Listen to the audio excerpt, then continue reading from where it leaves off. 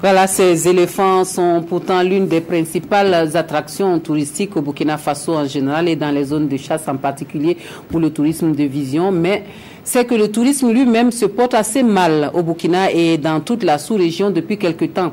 Et les acteurs, pour tenir le coup, doivent revoir certaines stratégies de communication. La formation organisée au profit des professionnels du tourisme s'inscrit dans cette logique. Voici ce qu'il faut retenir de la formation. C'est avec Daouda Ouattara et Maïmouna Traoré. Ces participants venus du Burkina Faso, de la Côte d'Ivoire et du Niger reçoivent ici les attestations de fin de formation. Ils ont acquis durant ces 5 jours les aptitudes nécessaires à la prévention et à la gestion des crises à travers la communication. Nous avons vu la communication durant les crises que nos pays ont vécues et nous avons beaucoup appris auprès d'experts qui ont été assez brillants.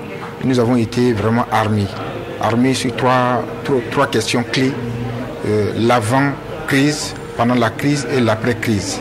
Je pense que ces rudiments ont été bénéfiques pour nous. Selon les formateurs, la communication des crises se déroule en 3 étapes, mais la plus importante est celle relative à la prévention. Il y a des crises de différents types partout.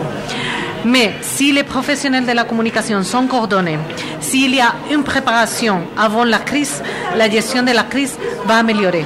Pour les autorités en charge du tourisme, cette formation était une nécessité. Frangiali, ancien secrétaire général de l'OMT, Organisation mondiale du tourisme, disait « Là où le tourisme avance, la pauvreté recule ». Nos 3 pays, Burkina, le Mali et le Niger, et la Côte d'Ivoire et le Niger, détiennent des sites et attraits touristiques d'une incroyable beauté et dont l'exploitation judicieuse peut contribuer durablement à sortir de nombreuses populations de l'ornière de la pauvreté. Débutée le 6 août dernier, cette session de formation est le fruit de la coopération entre le comité permanent pour la coopération économique et commerciale et les pays membres de l'UEMOA.